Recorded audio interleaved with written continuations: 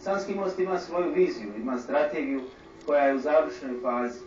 Orijentiran je na turizam, poljoprivredu i malo i srednje poduzetništvo.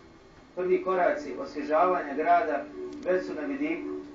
Ono što zasigurno možemo kazati jeste da samo središte grada dobiva po prvi put obilježje grada. Sanski most više neće biti naselje, Sanski most će biti jedna urbana cijelina u samoj svojoj jezgri. Prvi koraci već su ovdje, novi sistem za odvođenje i prikupljanje kanalizacionih i otpadnih i oborinskih voda je već u završnoj fazi.